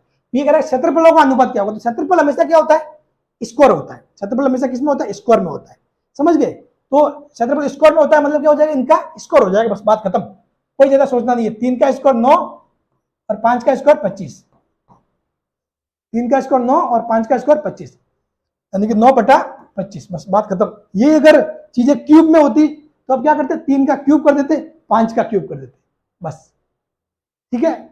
ये तरीका है शॉर्ट में। बाकी इसको आप लेंथी तरीके से भी वो कर सकते हो सॉल्व, वो भी किया जा सकता है, लेकिन उसको अपन यहाँ डिस्कस नहीं करेंगे, ठीक है ना, वो लंबा पड़ जाएगा फिर, बात वही है, ठीक है ना। और आप चाहो तो इसको खुद आप सिद्ध कर सकते हो, फॉर्मूला लेके इनके जो मतलब जो भी इसको सॉल्व करने के जो सूत्र है, क्षेत्रफल निकालने के जीरो वाला सूत्र है, उसको प्रयोग करके लास्ट में जो आए तब आप मतलब तुलना करोगे तो ये आपस में कैंसिल हो जाएंगे, इसके जब ये है ना आपको जो रेशियो दिए हुए हैं इनसे आपस में कैंसिल हो जाएंगे, फिर जाके वापस में बात ये की होगी, ठीक है ना। ये 9/25 क्या जाएगा, 9/25, ये ऑप्शन हो जाएगा करेक्ट, ठीक है। चलो अब समीकरण निकाय दिया हुआ है, समीकरण निकाय दिया हुआ है, तो समीकरण निकाय क्या है, तो देखो सरल रेखाओं वाला समीकरण बहुत ही मस्त होता है, ठीक है। समीकरण निकाय में ये चीज हमेशा ध्यान रखना, ठीक है, कि यदि ऐसे है L1/L2 बराबर M1/M2 not equal to N1/N2, तो समीकरण क्या होगी, ये समांतर होगी, ये क्या होगी, समांतर होगी। और यदि ये बराबर होता तो ये हो जाती संपाती, यदि ये नहीं होता, ये अगर बराबर आ जाता, ठीक है, तो ये क्या बन जाता, संपाती बन जाता, जबकि अपने आंसर क्या है, समांतर, ठीक है। क्यों समांतर, मतलब कैसे, रेखा ऐसे जा रही है, यानी कि उनका ढाल समान है, उनका क्या है, ढाल समान। समांतर का मतलब क्या होता है, ढाल समान। तो ढाल समान कैसे होगा, ढाल समान कैसे होगा, तो देखो इसने दे दिया कि भाई L1/L2 बराबर M1/N2, इनका जो रेशियो है वो सेम है। अब देखो अपने एक समीकरण होता है, समीकरण का स्टैंडर्ड जो समीकरण होती है उसका फॉर्मूला होता है y = mx + c। इस फॉर्म में लाओगे ना इसको यदि इस फॉर्म में लाओगे तो ये क्या होगा, x, यानी कि ये वाला भाग इस साइड जाएगा तो L1/M1, तो इस साइड हो जाएगा L2/M2, ठीक है, L2 क्या हो जाएगा, M2, तो यानी कि दोनों की आपस में बराबर। देखो इसको मैं बता देता हूं आपको, ठीक है, चीजें आपको लिए कुछ भी इसको इस फॉर्म में बदलो, ठीक है, इसको इस फॉर्म में बदलो तो क्या हो जाएगा, ये हो जाएगा, देखो y बराबर क्या हो जाएगा, -L1x प्लस, सॉरी ये भी इस साइड चला जाएगा ना, तो माइनस में ये हो जाएगा -N1, और फिर बट्टे में M1 भाग में जाएगा, M1 यह भी भाग में आ जाएगा M1। उसी प्रकार ये तो हो गया किसके लिए, इसके लिए। फिर दूसरे के लिए देखोगे, दूसरे के लिए सेम बन जाएगा, क्या बनेगा दूसरे के लिए, ये बन जाएगा -L2/M2 x -N2/M2 -N2/M2, ठीक है। तो यहां से देखो आपको यहां से चीज मालूम पड़ेगी कि ये होता है ढाल, ये क्या होता है, ढाल होता है, और ढाल समान है, दोनों का ढाल समान है, यानी कि वो क्या होगी, समांतर होगी, समांतर होगी तभी तो ढाल समान होगा, यानी कि ये एंगल समान होना चाहिए, ये थीटा, यहाँ भी एंगल थीटा, तो ये कब होगा, जब उनका ढाल समान होगा, ठीक है। और यहां से आपको दिख रहा है, जब आप इनको देखोगे L1/M1, इसको देखो ये आपको दिया हुआ क्या है, L1 L2 M1 M2, इसको आप ऐसे भी लिख सकते हो, ये L1/M1 नीचे आ जाएगा इस साइड, और L2 इस साइड ऊपर चला जाएगा, L2/M2, देखो L1/M1 और L2/M2, तो यानी कि दोनों का ढाल क्या हो रहा है, समान हो रहा है, तो दोनों का ढाल समान है, यानी कि वो क्या हो जाएगी, समांतर हो जाएगी। बात क्लियर, ठीक है, ये समांतर का तरीका होता है, ठीक है ना। तो क्या ये हो जाएगा समांतर, और यदि ये भी समान होता, ये भी रेशियो में समान होता, तो फिर ये बात क्या जाती, संपाती आ जाती, फिर ये बात क्या आ जाती, संपाती वाली बात आ जाती, यानी कि उसके ऊपर ही है, समझ गए, उसी लंबाई की नहीं, उसके ऊपर ही, मतलब संपाती, मतलब कोई रेखा संपाती कैसे होती है, ये और ये तो क्या होगी, ये और ये तो होगी समांतर, और संपाती मतलब इसके ऊपर ऐसी कैसी रेखा जाए, समझ गए, ऐसी कैसी इसके ऊपर रेखा जाए, समझ गए। चलो नेक्स्ट, बाकी मेरी क्लासेस देखते रहना, उसमें जब मैं ये पढ़ाऊंगा ज्योमेट्री, उसमें ये सारी चीजें बहुत अच्छे से आपको डिस्कस करने वाला हूँ, ठीक है। ये देखो ये एक बहुत ही मस्त वाला है, ये भी ये कह रहा है कि एक वर्ग की लंबाई में 1% की गलती है, तो उस वर्ग के क्षेत्रफल में गलती की लगभग प्रतिशतता क्या होगी? देखो वर्ग का क्षेत्रफल क्या होता है, माना भुजा कितनी है, माना भुजा x है, भुजा x है तो वर्ग का क्षेत्रफल क्या होगा, वर्ग का क्षेत्रफल ये हो जाएगा एक्स स्क्वायर, ये हो जाएगा एक्स स्क्वायर। तो ये जो एक्स स्क्वायर है ना, ठीक है, तो ये हमेशा ऐसे होता है, हमेशा आप एक डेरिवेशन करते हो तो फिजिक्स के हिसाब से 2 इंटू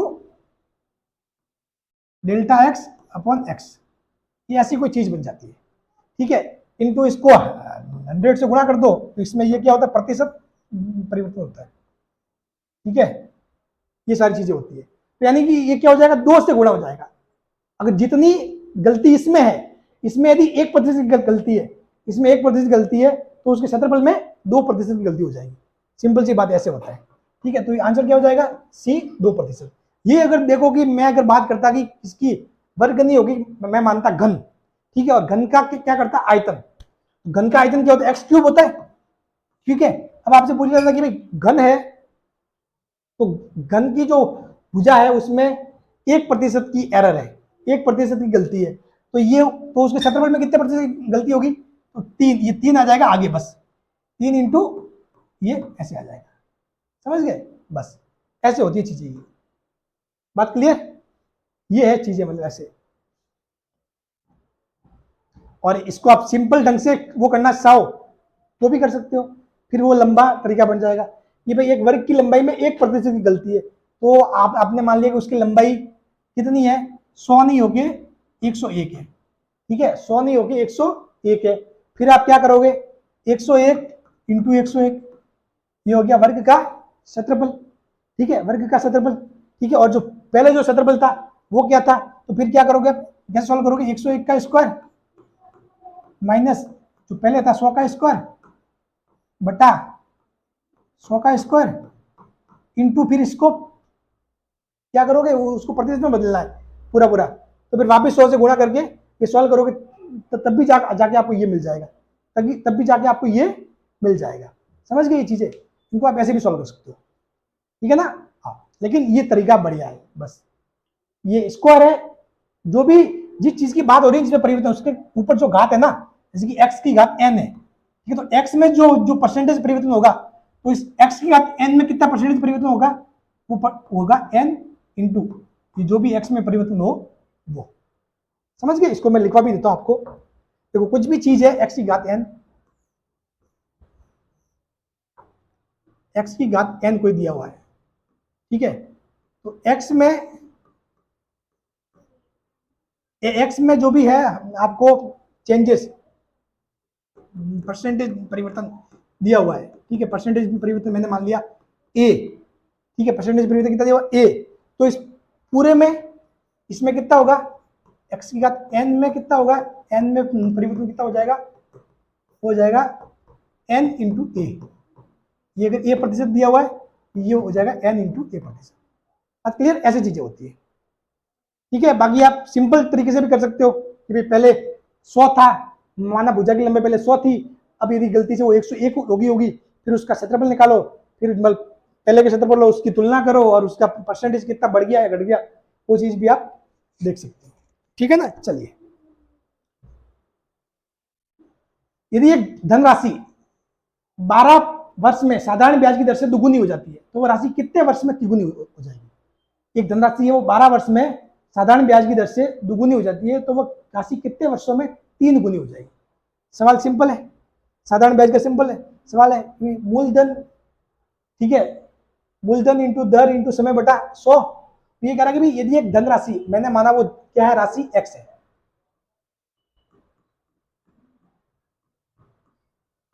माना राशि कितनी x है, ठीक है, 12 वर्ष में साधारण ब्याज की दर से दुगुनी हो जाती है। दुगुनी मतलब वो जो जितना है उतना को उतना ब्याज आ रहा है, जो जितना है उतना को उतना क्या ला रहा है, ब्याज ला रहा है। 12 वर्ष में साधारण ब्याज की दर से दुगुनी हो रही है, यानी कि ब्याज कितना है, जितनी राशि थी उतना को उतना ब्याज हो रहा है, ठीक है। तो ब्याज बराबर मूलधन x इंटू दर, दर मान लिया रेट, इंटू समय बटा 100, ठीक है। तो वो राशि कितने वर्षों में 3 गुनी हो जाएगी, कितने वर्षों में 3 गुनी हो जाएगी। 3 गुनी यानी कि मतलब अब ब्याज कितना हो जाएगा 2x, और फिर मिला के हो जाएगा 2x प्लस x 3x ये होगा। तो अब ब्याज कितना बनेगा 2x, x इंटू आर दर वही है, और आपको कितने वर्षों में समय निकालना है, समय बटा 100। समझ गए। अब क्या करोगे, समीकरण 1 में समीकरण 2 का भाग दे दो, समीकरण 1 में समीकरण 2 का भाग दे दो, या फिर समीकरण 2 में समीकरण 1 का भाग दे दो, जैसे भी आपको करना है। समीकरण 1 मान लो, समीकरण 2 मान लो, समीकरण 1 में 2 का भाग दे दो, तो ये हो जाएगा 1/2, 1/2, ठीक है। और ये हो जाएगा आपस में 100 से 100 cancel, x r r cancel, 12/t, 12/t, ऐसे आ जाएगा t बराबर 12 × 2 24, कितना जाएगा 24 वर्ष, कितना हो जाएगा 24 वर्ष। समझ गए। सिंपल सा, आपको सिंपल सी थिंकिंग रखनी है, ठीक है। नेक्स्ट ये है अंतिम सवाल और लास्ट सवाल। ये क्लास बहुत लंबी हो गई है, लेकिन कोई दिक्कत नहीं है। जब मैं आपके लिए इतनी मेहनत कर रहा हूँ, इतना लंबा पढ़ा रहा हूँ, तो आप भी अगर आपको अच्छा लग रहा है तो जम के शेयर करना, दोस्तों को भी बताना, और अपन पूरा सॉल्यूशन करेंगे, पूरा अधीनस्थ बोर्ड का पोस्टमार्टम कर देंगे। बस सारे सवाल सॉल्व कर लेंगे तो आपको एग्जाम में आइडिया लग जाएगी कैसे सवाल आए, और बहुत बार तो ऐसे कैसे सवाल उठ के आ जाएंगे। समझ गए। और एक तरीके से आपका टॉपिक भी हो रहा है क्लियर, सिर्फ हम सॉल्यूशन ही नहीं कर रहे उसके बारे में जो भी चीजें वो भी अपन सीख रहे हैं। चलिए, 3 संख्या दी हुई है 2:3:4 के अनुपात में, उनका औसत है 39 है। तो सबसे छोटी संख्या क्या है, तो 3 संख्या है 2:3:4 में, तो मैंने माना संख्या क्या है, तो संख्या मान ली, माना संख्या क्या होगी, तो संख्या क्या हो जाएगी 2x 3x और 4x। तो मैंने ऐसा क्यों माना, क्योंकि कोई ना कोई इसके कॉमन में होगा, उनको उसको काटा तब जाके ये क्या बना है, अनुपात बना है। तो ये संख्या क्या है 2x 3x और 4x। अब उनका औसत क्या 39 है, तो राशियों का योग बटे राशियों की संख्या, कितना आ रहा है 39 आ रहा है, ठीक है। तो पहले तो निकालो x, तो देखो यहां से ये कितना हो गया 4 और 7 और 2 9, 9x बटा 3, यानी कि ये आ जाएगा 3x बराबर 39, x बराबर आ जाएगा 13, ठीक है। तो x 13 है, तो सबसे छोटी संख्या कौन सी होगी, ये वाली। सबसे छोटी वाली संख्या क्या होगी, ये होगी छोटी संख्या। सबसे छोटी क्या है 2 × 13, क्या हो जाएगा 26, 26 हो जाएगा आपका करेक्ट आंसर। बात क्लियर। चलिए, तो यहाँ पे ये पहला वाला पेपर आपको सीईटी वाला समाप्त होता है। नेक्स्ट क्लास में पढ़ेंगे अपन पेपर नंबर 2, और इसकी जो पीडीएफ है वो आपको मेरे टेलीग्राम चैनल पे जाके आप टेलीग्राम पे जाके माजिसा एजुकेशन चैनल लिख लेना, SCHALLE Majisa MAJEESA Majisa EDUCATAON Majisa education channel लिख लेना, ठीक है। वहां पे आपको ये पीडीएफ मिल जाएगी, ठीक है। चलिए, फिर मिलते हैं अगली क्लास में, और नहीं होगा तो इस वीडियो के नीचे मैं इसका लिंक भी दे दूंगा, और ये इसका लिंक आपको मेरे जो कमेंट बॉक्स है वहां भी मिल जाएगा। तो आप कहीं से भी चैनल को फॉलो करके उसमें जाके ये पीडीएफ ले सकते हैं। थैंक यू सो मच, मिलते हैं नेक्स्ट क्लास में, और अपना इंपॉर्टेंट कमेंट जरूर देना कि आपको कैसा लगा। Thank you.